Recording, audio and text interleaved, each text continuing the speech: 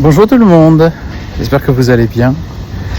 J'aimerais parler aujourd'hui d'un dualisme qui s'est beaucoup infiltré dans de très nombreuses néo-spiritualités. Je veux parler du gnosticisme. Alors, le gnosticisme, c'est un mouvement spirituel qui est apparu après vers les années 100-200 et qui est marqué par une perception de l'univers qui est très particulière, qui considère que nous vivons dans un monde qui est déchu, la matière est déchue. Tout au début vivait au plérum, mais par l'arrogance, parce que le terme arrogant est repris dans la Pistis Sophia, l'arrogance de Narconte, un démiurge, nous serions donc enfermés dans la matière ici. C'est une pensée très particulière, dont mon cœur ne souscrit pas. Et je pense que je vais essayer de vous expliquer d'où vient la déformation. Donc, le gnosticisme stipule que nous vivons dans une matière viciée et qu'on doit s'en échapper. C'est toutes les théories du paradis, qui est plérum pour eux, etc. Mais en vérité, pour moi, pour ce que j'en ressens, c'est une vision donc dualiste profonde. C'est un dualisme complètement clivé.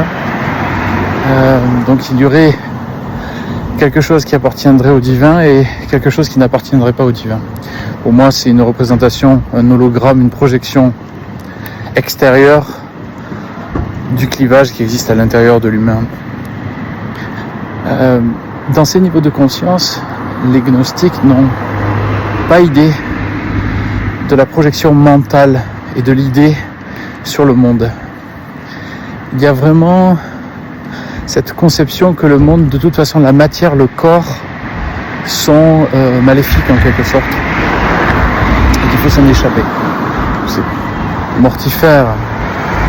On retrouve cela chez certains penseurs modernes comme je pense à Icke, par exemple David Icke, qui a cette même vision profondément clivée de la réalité. Tout est une illusion. On retrouve cette idée d'illusion dans certaines voies asiatiques aussi. Mon ressenti est très éloigné de ça. Pour moi, au contraire, la matière est bien réelle. Elle est l'expression du divin. Et ce qui est par contre l'illusion, c'est notre interprétation. Et le fait qu'on soit identifié à cette interprétation du réel. On peut rentrer en contact avec la réalité de l'instant dans un état de pur abandon mental et vivre dans un état de félicité qui est pour moi pléromique, si vous voulez, ou paradisiaque. Un état de pure présence et un état de pure être-té dans lequel il n'y a plus la déformation du monde mental. Pour moi, toutes les formes de gnosticisme jusqu'au plus moderne, ces dualismes qu'on retrouve aussi beaucoup sur internet, dans des groupes qui parlent des archontes, des reptiliens, enfin toutes ces affaires-là, pour moi, ce sont des objectivations des choses qui ne sont pas comprises à l'intérieur, des formes d'inconscience, des croyances c'est en tout cas des niveaux de conscience qui se refusent à lâcher l'individualité. Certains même vont jusqu'à dire que les émotions sont maléfiques. Certains êtres qui sont proches de la psychiatrie d'ailleurs, qui ont pourtant beaucoup d'abonnés, parlent qu'il faut pas se laisser astraliser émotionnellement, il faut se méfier de tout. On est dans une sorte de paranoïa en fait. C'est une projection dualiste, c'est toujours des formes de paranoïa. La perception qui est unitaire, c'est que tout est Dieu et que notre pensée par contre est en quelque sorte le travail, la matière de travail pour dépasser nos dualismes intérieurs. Et l'idée étant de retrouver l'unité. Ça ne va pas être par la pensée, mais on peut purifier notre pensée, clarifier notre pensée. Nous avons le germe en nous de la présence divine. Ça, c'est aussi valable dans le gnosticisme. Mais le but du jeu, c'est pas de nier la matière, mais de prendre conscience que nos idées sur le monde sont l'erreur première. C'est en fait l'erreur, elle est là.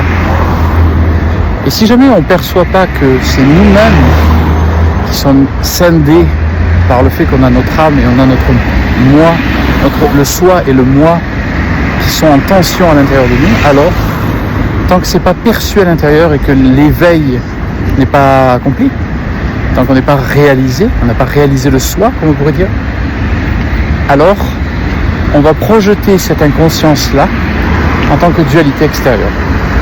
Et c'est exactement ce que fait le gnosticisme. Jusqu'au gnosticisme moderne, chez certains niveaux appelés supraconscience, ou tous ces niveaux-là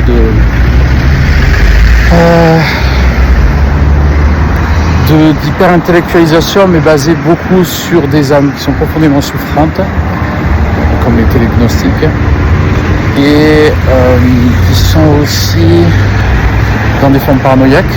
Donc on a des zones un peu de psychiatrie à ce niveau-là. Et surtout, c'est une déformation des enseignements traditionnels, des fondations, qui sont interprétés psychiquement. Et donc on a cette idée, donc dans les anciens sagesses grecques, on a l'humanité qui existe sous trois grandes formes. La première, c'est les idéiques, c'est les matériels. C'est des êtres qui n'ont pas d'âme, ça c'est ce qu'ils disent. Hein. Pour moi, tout est l'âme divine, donc là encore, j'y vois une erreur. Mais on pourrait les appeler les matérialistes, ceux qui se refusent à autre chose que le matériel, ceux qui sont comptables, etc. Les psychiques, qui vont interpréter mentalement, développer, donc ça c'est tous les universitaires, les philosophes, tous les intellectuels on va dire par exemple, toutes les spiritualités extrêmement tordues,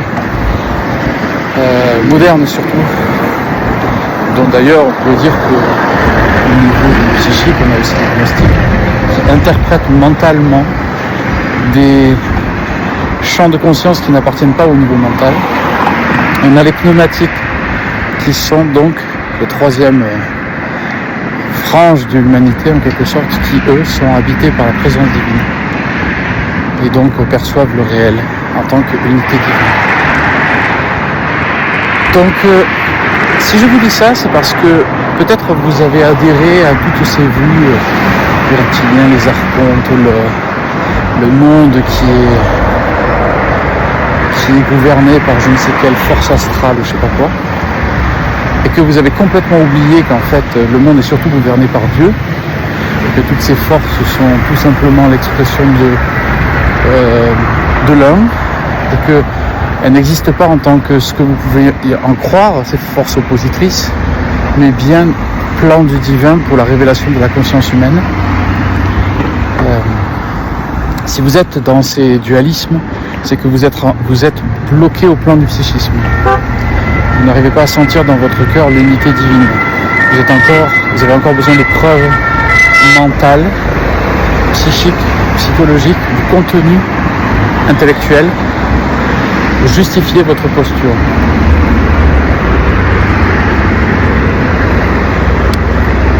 C'est pour ça que je vous appelle tous les jours sur cette chaîne à revenir au cœur, à la présence, parce que c'est là qu'est le divin. C'est ici que vous allez retrouver l'essence du divin et que tomberont toutes vos illusions dualistes. Il n'y a que le cœur qui perçoit l'unité. En Grèce, on parle du nous, de la présence divine dans le cœur en quelque sorte. Un mot assez proche de Naos, qui était vraiment le centre des temples en Égypte.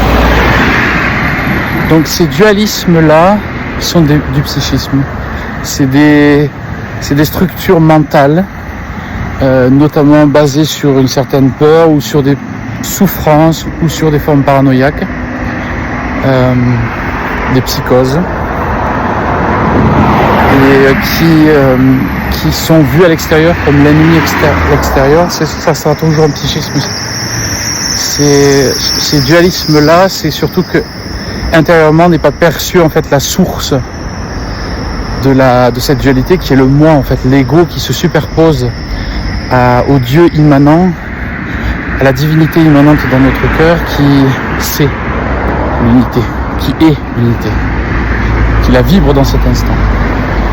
Donc, si cela vous fait résonner, si cela vous touche à un certain niveau, ce qui est dit là, et si vous êtes attaché à ces idées dualistes, je vous invite à descendre dans votre cœur, de revenir à la conscience témoin, à la présence divine, et de trouver par vous-même la fin de ce labyrinthe psychologique, mental, en sortant tout simplement, en étant présent là maintenant, pleinement incarné, pleinement vivant, pleinement connecté à ce qui est. Voilà, merci pour votre écoute, dans la joie de vous accompagner sur la voie.